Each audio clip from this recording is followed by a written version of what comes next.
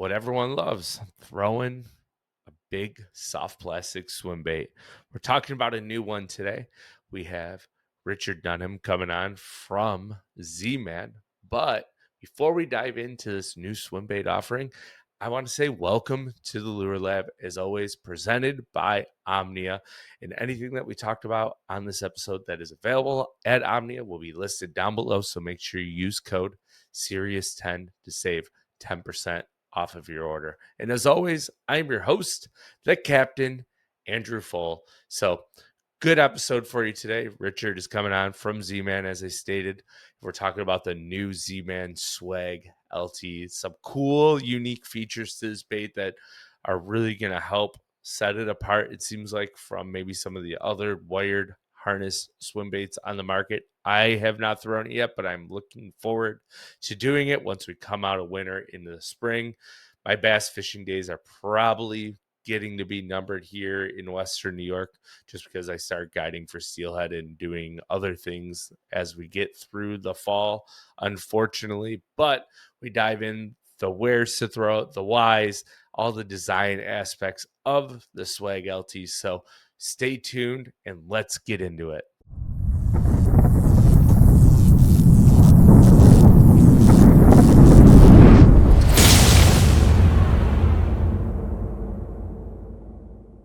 And welcome back to the show, Richard Dunham from Z-Man. Dude, what's going on? What's going on, man? How you been? We're winding down bass fishing up here for me personally, because I transitioned to something else. But there's all kinds of baits. It's kind of cool. Like, you have iCast and the whole glamour around that, right? But now it seems like a lot of companies, and I'm not saying Z-Man is one of them, but a lot of companies seem to be like boycotting iCast to a point. Now you're getting to see all these baits get released in the fall, so it's kind of cool. It's like a third Christmas for fishermen, because it Yeah, feels like there's something in Christmas. There's iCast, and then there's always, first Christmas is classic, right? Second is iCast, and now it's like there's this weird in between one in the fall. So I'm all for it. yeah, it's been interesting to see the trickling of new products come out this fall. It's been, I agree. I think it's kind of fun. It's harder to work with your retailers that way sometimes, but it's kind of cool for the anglers to get online and see something they're excited about, kind of out of season for the normal time that we've launched stuff. So Yeah, for sure. But this one's kind of cool, right? We're talking about the new Swag LT, and something I have not personally had my hands on yet. But after our last episode, I went and fished a bunch of those tungsten evos that we talked about, and now it's did all I you? want to throw. So yeah, I caught a muskie on one of them. It was great. Did you really? How big Yeah, was it? like 40 It's inches. It's a respectable. That's awesome. decent, decent one. It it's still my favorite, the tungsten. It's Yeah. pretty much the only one I throw anymore. I just like how the 3/8 runs like the same depth as a half-ounce jackhammer. Yeah. So if I want to fish that 12 to 15 range, I just go to a half-ounce tungsten one. I'm like, oh, I can fish right where I want to be instead of having to Yeah. throw that big bulky 3/4. Yeah, it's that's a cool too, and not to get totally off topic from the swag, but I agree that the tungsten one opens up a different speed range for you and depth range that some of the other ones don't get you to. But it's a really good tool, and I hope people are catching on to it. It's like I say, it's my favorite one anymore, and I probably owe you a thanks. We talked about that Mini Max Evo, the Tackle Warehouse one on the last time I was on here a little bit. Now they're all sold out on Tackle Warehouse, so they're waiting on their next shipment, but they are gone. So Well, hopefully we sold some product for you. I wish they went to Omnia and we had them on Omnia, but oh, I mean, sorry. I maybe in wish the they did future. too, honestly, but It's all good. No worries at all. But like I said, today we're here to talk about the new swim bait, and kind of excited about this one because I think it's a little bit different than all the other ones on the market. So I kind of want you to touch on right now first, like, why did Z-Man decide to jump into this line through harness style swim bait world? sure, yeah. It's that harness style swim bait something that that we fish with a lot, and it's a great tool for fishing around structure and skipping and fishing up shallow, and something I personally do a lot down here in Florida just because we've got so much shallow water, and it's a great search tool. But there's something on all of them that we didn't like, whether it was, durability or land ratio or speed window. That was a big one that we wanted to tackle. Was, the all those baits that we fished, we felt were like very finicky, and you had to mess with them a lot to get them to run right and stick nail weights in them, and it just felt like there was room for opportunity for, some improvement on those baits in a category that we weren't really playing in yet. We released the Shadtron LT 2 years ago, and that was really our first intro into the freshwater side of swim baits, bigger swim baits, and it featured that double line through our dual line through. We call it the over under line through system, but even then, we felt like there were some little tweaks and things on that that could be changed. And then we really wanted to make a bait that's in that um, harness style swim bait shape that's more universal. You can fish it a lot more places. It's not as big of a profile as like, a true gizzard shad. But, we had the advantage of it being elastic, so durability we knew was going to be there. Already had the over under harness kind of figured out, and really liked how that worked with, land ratios. And then the biggest thing for us that we had to tackle was the speed window, because that was my biggest gripe with the other ones, is that, you couldn't reel them fast enough without them rolling, and on the end of Yeah, your cast, you couldn't tell, is the bait running straight, is it not? And, right. half your cast might be it rolling on its side and not really doing what you wanted it to. And that's really why we set out to kind of put our foot into that category and see what we could come up with. So let me ask you this one. With the Swag LT, like as soon as you engage that reel handle, you can feel the bait react and you can feel like the rod react and all the sensitivity in that tail start kicking in the rod. Yeah, yeah, it's, especially with the 6 inch, it comes in a 5 inch and a 6 inch, but especially on the 6 inch, that tail is pretty large. I mean, it's proportionate to the body. It's a lot of mass back there. And yeah, you can feel it thump pretty good. I wouldn't say it's the thumpiest bait out there, but none of these baits are real thumpy, but you can definitely feel it engaging. But to me, the biggest thing is like, it's running straight. You can crawl it, I mean, almost as slow as you want to reel it, and you can reel it on the surface and it won't blow out. It starts to elongate a little bit when you're really giving it a lot of beans, but for the most part, I mean, when you see it in the water, it's running straight all the time. And do you think that's because of that hybrid wedge tail style that allows it to Yeah. creep really slow and then you can even fish it at higher speed 'cause it's more like thin line? So I guess like why that? Why a hybrid wedge tail? Like Yeah. when I see that wedge tail design, right? Like I think Huddleston slow dragging them Hmm. across the bottom. And then as I was research into this bait and I saw the two-way harness, I was like, oh, so I can reel it and also kind of ding and dang it, like bang it into rocks on the bottom, etc. Yep. Like Yep. so I want I guess I'm looking for like confirmation on my theory here that it's you can fish it both ways with that hybrid wedge tail.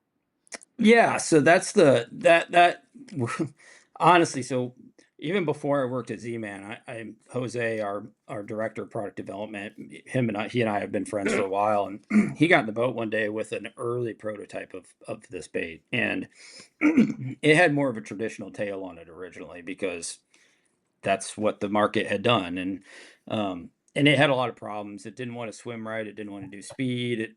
Just a traditional T style tail in Elastec and TPE.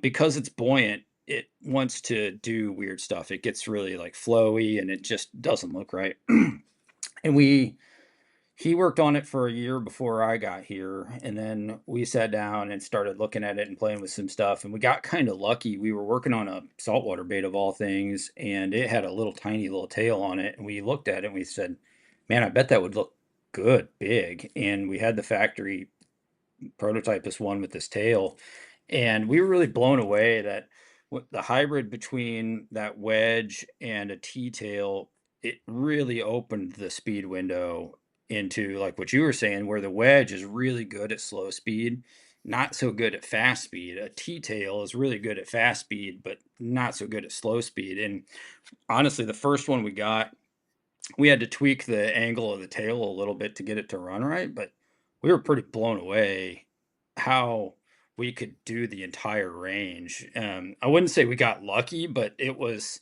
one of those things that we didn't see coming, and then all of a sudden we threw it on the bait, and it was like, oh, there's your solution. And honestly, we weren't even on track to release the baited ICAST this year, and this happened last October, and the prototype came in, and we went full steam ahead trying to get it to market as fast as we could because we knew we had something special with it. Now, how long were you guys working on the bait for? I think it was 2 years, and so the cosmetics and the body design and all of that had already been worked out. It was really the Mm. tail that just never got right and kinda had to keep doing new iterations. The factory hated us, Oh, yeah, 'cause they it's expensive every time you change it it too. yeah, and we weren't giving them orders for it, and then, it all kinda came together right at the end, and what it was telling this to somebody recently. What we ended up with was exceeded our expectations of where we thought we would be able to get the bait. I mean, that's how good the tail is.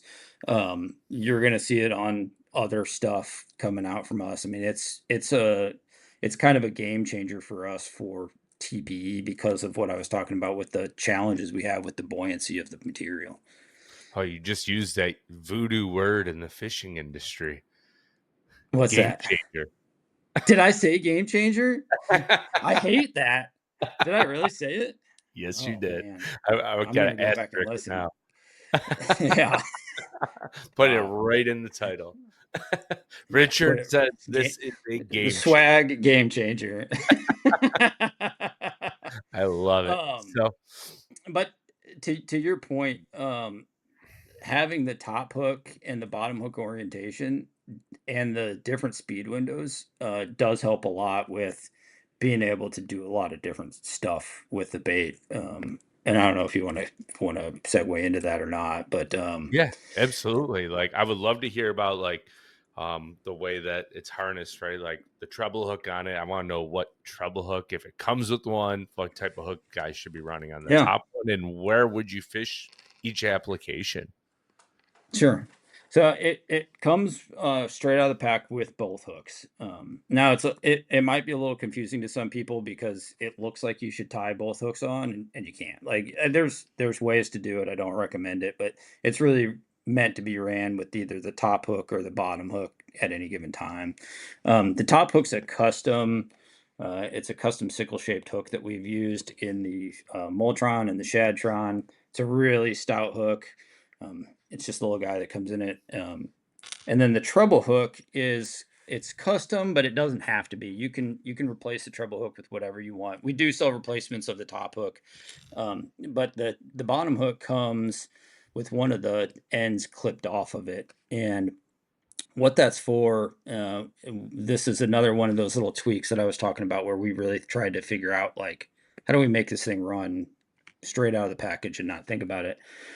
Inside the harness is a little lane in there, and on the bottom of the bait, there's two clips. And when that when that hook is inserted into those clips, that cutoff tine goes between those two harnesses. And what happens is because you've got two clips and that little lane, the hook can't go left or right, and it can't tweak this way. So when you're skipping this bait, this hook is always where it needs to be. And one of the complaints I had with bottom treble hook, harness swim baits was Just you'd fly make a out. great skip, it'd get all the way in there, and then the hook's dangling down, or it hooks in its side, and now it's coming in like a corkscrew. And so when you're running it on the bottom hook, that thing's always in there, but it still can release from those two clips, and you got them. On the top hook, it's got a little lane, a little channel in there, so it doesn't get out of tune either. And it's just pops right out of there when you hook one.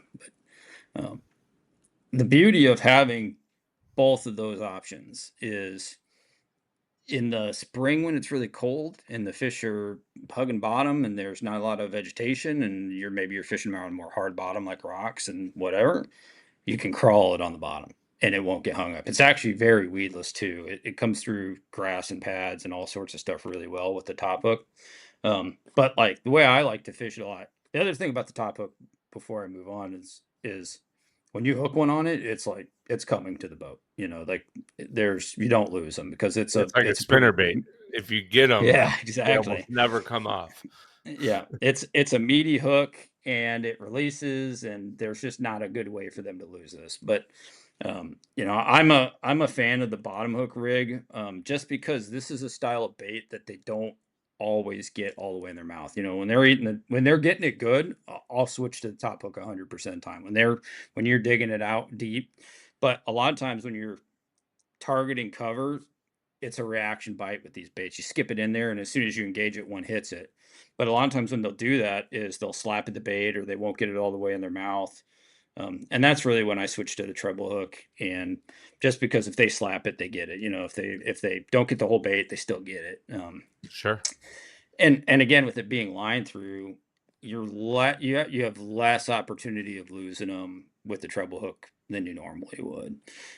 But it's got such a it it's a rate of fall of 9, which is about a foot per second. And so it's got a wide range of what you can do with it. You can throw it in a foot or two of water, skip it under docks and pontoons, and keep your rod high and keep it, just putzing around up there.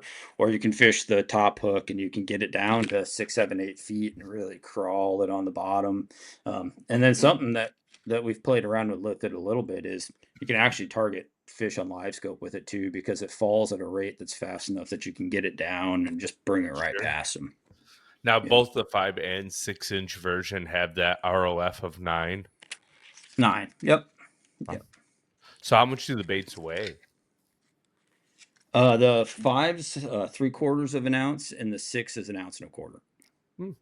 So, you can just throw it And on like they're a traditional spinner bait rod, really. Yeah, the little one you can throw on anything. I mean, this you could throw this on a 7 foot medium if you really wanted to. It's great for pond fishing and skipping around docks. And um, I actually have really fallen in love with the 5 inch. We kind of knew that there's a wider market for smaller baits, and that's kind of why we Mhm. did it. And the more I fish it, the more I really like this one because it's kind of like throwing a Senko around. Like you can skip it anywhere, and they just anything eats it. And then the 6 inch, mostly you need a little bit more rod, 7.3 medium heavy. I've thrown it on that quite a bit. I've thrown it on an 8 foot crankbait rod, like a heavy crankbait rod with the treble hook. I've Yeah. done that quite a bit too. You don't need a traditional big, swim bait rod to do this. It's honestly, I think it's probably too much. You can get away with your 7.9 swim bait rod, but if you have a dedicated real beef stick swim bait rod, it kind of overpowers this bait a little bit. Yeah, you throw it on your traditional harness 6 inch swim bait rod and have a time. Exactly. Exactly. Yeah, with the top hook, you need a little bit, you got to go heavier line. You got to go a little more background. With the treble hook, I go usually a lighter rod, but it's really easy to fish. It's easy to cast. It skips like an absolute dream. And because it's Elastec, it doesn't, you bang it off a dock or you get it stuck on something, it's not going to tear up. Sure. So, where are you like throwing it primarily? I know you mentioned docks, but like if you had a specific spot that you were going around the lake, like, because I know you're down in Florida, but like in general, Yeah. where would you recommend somebody to pick up and throw the swag LT first? I think the easiest way to get bid on it is around any shallow cover. So, submerged grass, docks, pontoons. Probably pontoons is about my favorite because it slides under there so nicely, and it's a great way for a fish to ambush. Any kind of canals. I've done a lot of damage in canals with it. Really, anything that's up in that, 2 to 5 foot range is really where I focus most of it. Floating docks are really good, bringing it around the corners and edges of floating docks. It's something where those fish can ambush it. It's a reaction bite. Like say earlier, the speed window is so wide that you can bring it by them a little bit faster than you normally would. You can fish it more like up higher in the water column, more like a spinnerbait, like what you were saying. And so I think it's easier to get reaction bites out of those fish. And so anywhere where I can get a fish to not think about it very long and ambush, that's really where I'm focusing on it. Awesome. So then I think there's what, 8 color patterns to the Swag 8 LT? colors. Yeah. So can you Yeah, talk and about go ahead. that was another cool thing that we tried to think about was we wanted to have some core colors and we also wanted to have some regionally specific must-haves. Mhm. And I think we kind of nailed that where there's baits that there's 4 or 6 baits in here that you could throw in anywhere you go, and then there's some that are like in your backyard, The you know, perch. the perch one. I mean, it turned out really nice.